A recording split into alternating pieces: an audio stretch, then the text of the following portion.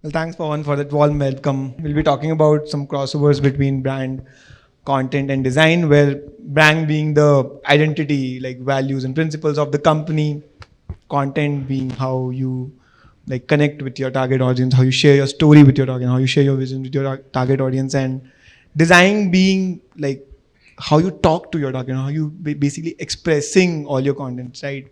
So we'll be doing that in this conversation. So I'll start with you, Vaibhav. So like every brand is focusing a lot on their visual presence, visual media, right?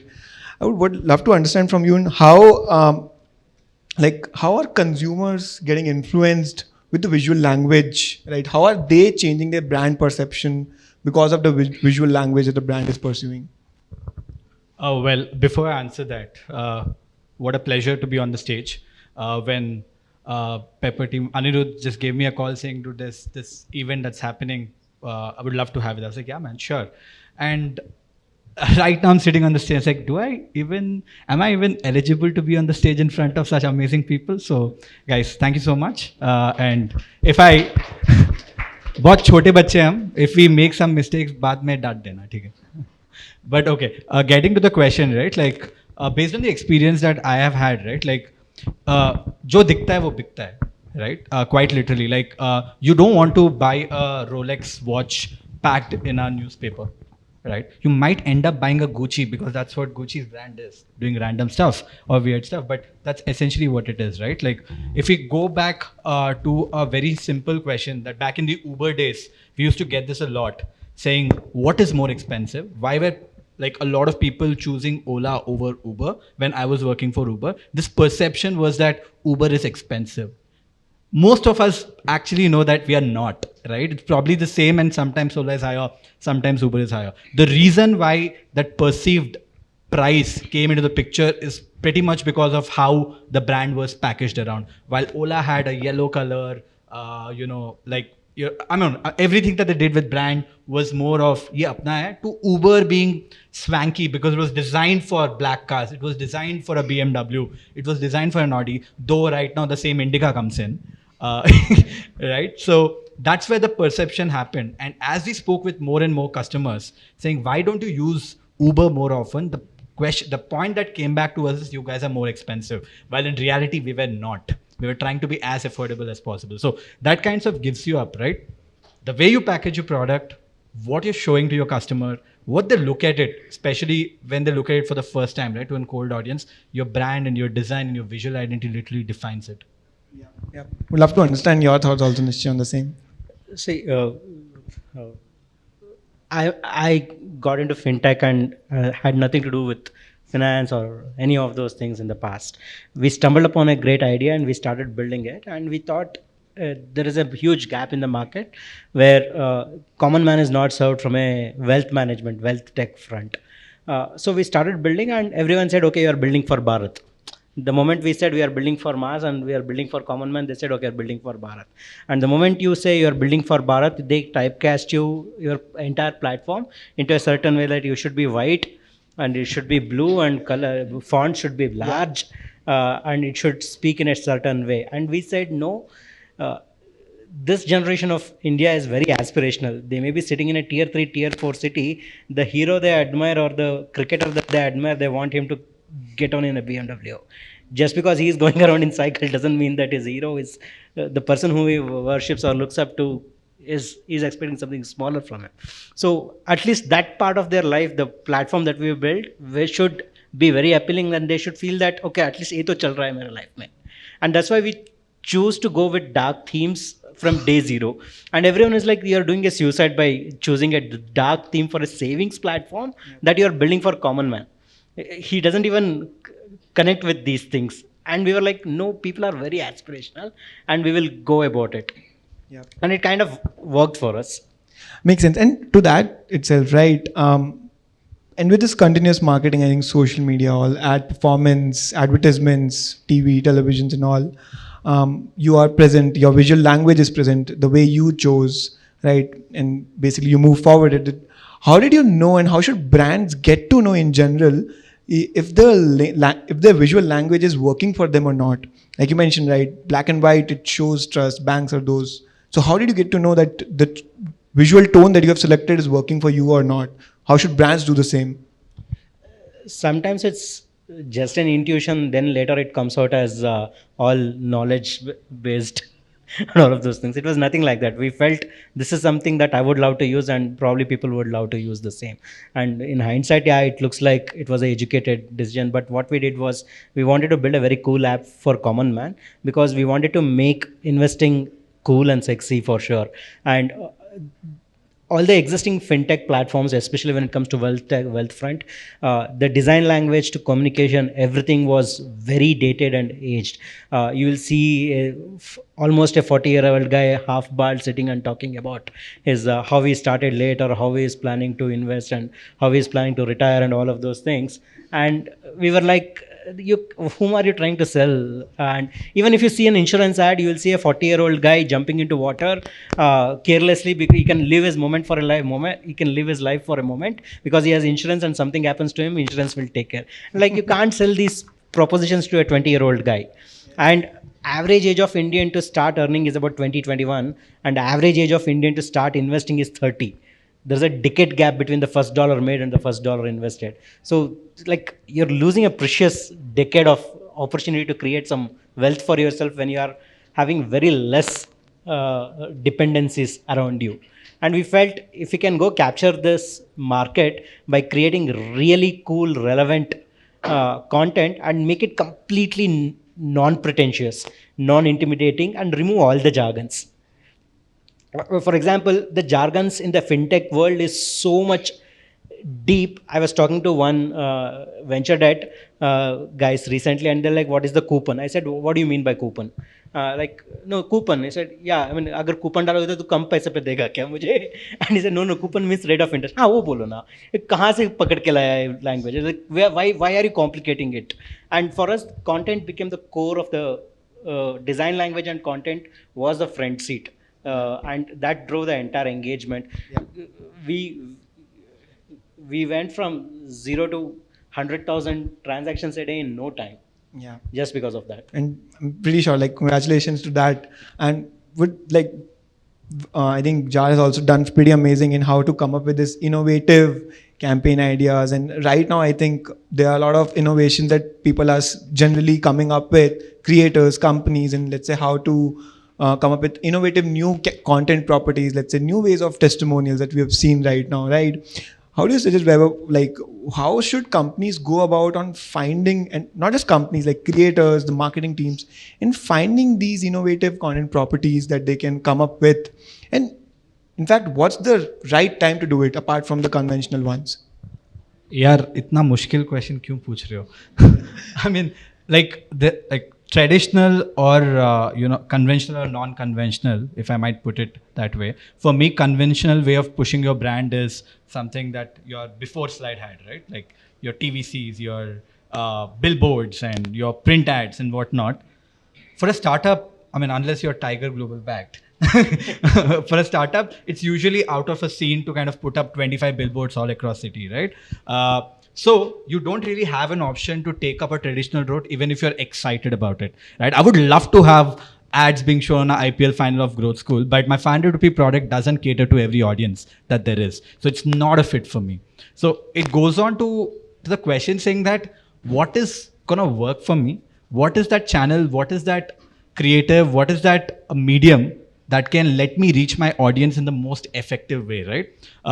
In the beginning, for a lot of our businesses that we start with, it could be content marketing, it could be like social media, it could be performance marketing, and then you get to a scale where your audiences that you want to reach out to have been exhausted. Your CTRs are going to gutter, and your CPAs are going through the roof and whatnot, and then you're like, damn, what do we do right now? Is the audience over? No. Now you go on to like billboards and TVCs and whatnot. So I think it is a function of how your business is, who your audience is, and that's what derives what medium and what approach you want to take, right? That's my. I think makes complete sense. In the contrary part, like Nishchay started very beginning. He understood very much in the beginning, right? We need a different sort of visual tone, right? What are your like suggestions to the brands in general, like? How should they figure out, and when should they figure out these like innovative touch points, innovative content properties, campaigns, visual media design, whatever we call it? See, when we were building the whole jar, right?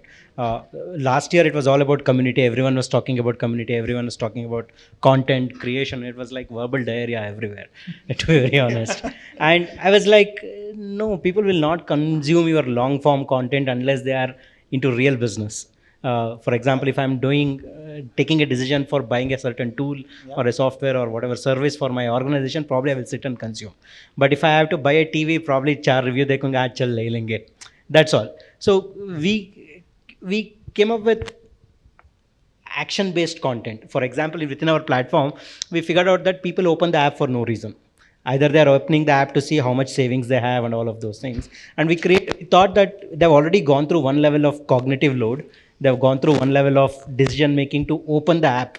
Now, आगे पकड़ के उसे कुछ कर पाओ. That was the whole thesis we had. So we came up with a simple proposition. When you open the app, bold and big, it simply appears in front of you. One simple thing in a most funniest way every time you open. It's like आ गए हो 10 रुपए तो देके जाओ. And people end up investing. And we came up with like 1,000 such limericks. Every time you open, it comes with a new thing. Like, चलो आज माँ को खुश कर देंगे, 10 रुपए तो सेव करेंगे. Or like, तुझे आज वो 10 रुपए की ज़रूरत नहीं है. Or we came up with like really 1,000 such, and every time people open, people end up investing. And the kind of habit that created, and many people started opening, and we experimented, we tested the boundaries. Like if we went very targeted, like if you are from tier 1 city, and if you are having a certain profile and all of those things, we even tested to the extent like Monday morning, if you open, hey, save 10 if you got lucky this weekend.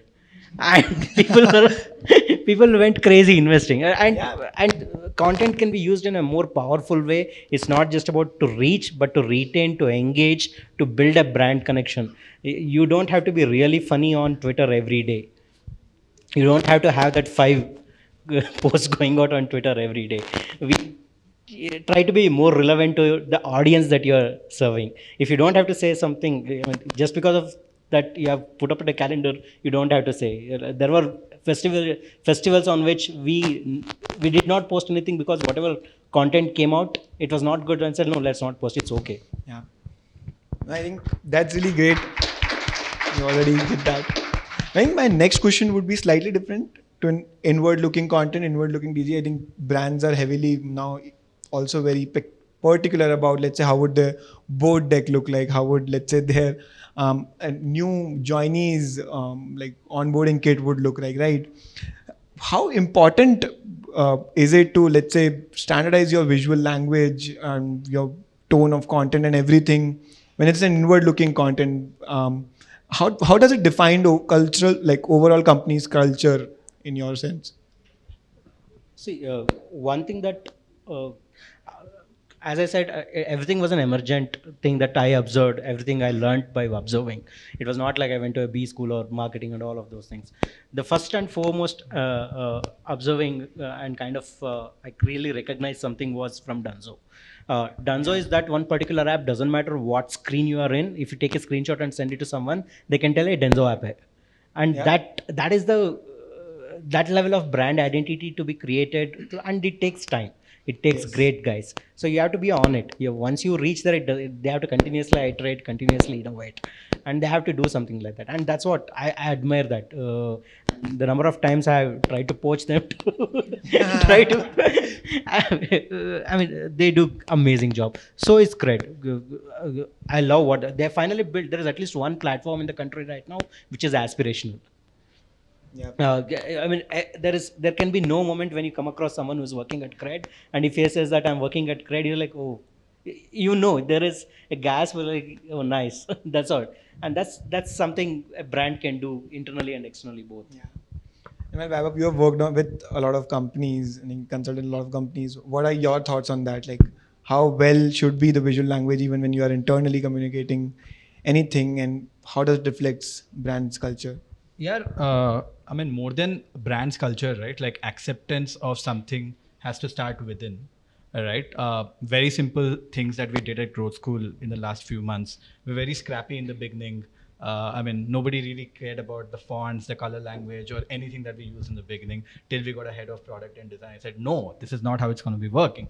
You have to change it. So when we try to bring those changes, right, like this, for the function of the business that we are, everybody in the team has to understand, has to understand design, has to understand the identity, right? For a brand like Dunzo, there's a brand team that kind of pushes content out there, right? For a team like GrowthSchool, and I'm assuming it will be same for Pepper as well, where everybody has to understand, if you're not using this right font within the internal decks that are being shared, there is a very high rate that even if you see a flaw elsewhere, you're not going to pick it. But with that being said, right, a strong brand identity takes time, right? Today, if you look at a Swiggy, you know it's a Swiggy. Like he rightly pointed out, Dunzo is one of my favorite examples, right? You look at a Dunzo, you know it's Dunzo, right? DoorDash, if you look at DoorDash, you know it's DoorDash in the US, right? So that takes time, and it takes a lot of iterations, and those changes, those acceptance happens from the beginning inside of the team, and it goes out. I think that makes complete sense. That brings me to like another question, right? So, content nowadays is hyper cross channel, right? It's integrated marketing, interlinked marketing, and because of that, also the demand of content is on the rise. And then there is this new ways of team setup, obviously thanks to COVID, remote team setups, freelancers, these innovative models where you can subscribe to talent instead of hiring, like Super Side of Design Pickle, if you've heard of, right? What are your thoughts on like how should companies strategize their workforce, the blended workforce when it comes to content especially, and what's the right time to do that? We prioritized content from day zero because what we were very sure about ourselves was that we are not financial geniuses. We will not sit and construct new instruments because of which we are going to maximize the yield and all of those things. The only problem which is there in the market right now when it comes to financial services was distribution. Only that sucked. Rest everything is like there are enough financial experts. So content took a front seat from day zero, where we positioned our platform in a fun, engaging way to everyone. And that is that we have a very open forum where everyone keeps pinging the marketing team or the content team that we should do this, we should do that. Marketing and design teams should also be always more, patientful, because every Tom, Dick and Harry has an opinion about those things. Yeah, Vaibhav, right? These new I models, think for us, it's been the same. I mean, in fact, like I also tweeted out that every company has to be a content company, and the reason is the fact that the kind of business that we are in, we are always like outbound, right? We are reaching out to people via cold ads or whatever platforms that there is, and everything that we reach out to is in form of creatives, in form of copy, in form of landing pages. So from day zero, we were very, very, very ninja about the copy that is going out, the content that is going out, what is working. We're very data driven as well in terms of what colors work, what words work, what titles work, what sections work. So we've been very ninja about it from day zero. But again, it comes down to the kind of company you are. But again, like content is important. The level of importance depends on the kind of company you are. I think for both the companies, content becomes like P0 for us, but I think it could vary from company to company. And content, it's not just the communication, even in the copy that you use in your app or anything like that. For example, one of the simple examples if I give, in any fintech platform, you will have a section called portfolio where you go to check how much is your total investments is, whether it's red, green, what is your total value of investments. And when we were building a product for common man, इसके पास तो portfolio नहीं होता है. They will not have a diversified asset class and all of those things. He preserves his wealth in form of land and gold in a locker. So in our app, we said, let's call it locker. Like those content also makes, and we did a lot of focus group studies. We got a lot of random guys on the street. We do this regularly. Every time there is a new design and new product comes, product team को पकड़ के road पे खड़ा कर दूंगा. Random. I'm scared. Random people, we have to talk to them. We went to metro stations. We spoke to random people in Delhi Metro, Bangalore Metro, everywhere. Show them what content they really understand. And whenever we do performance marketing, we talk to people who come from the ads, which is creatives, which is performing the best, and also ads which is performing the worst. We try to understand what they understand because of which they came and they signed up and they converted. And that goes into the feedback loop for us to reiterate, and we refresh our content bucket way too often. That's great. I think really wise set of thoughts, guys, shared by you. I think from the entrepreneurs directly, and coming from you speaks a lot about how this new age companies, new age marketing is like changing the space, redefining the space. So thanks a lot. Honored to share the stage with you. Thank you.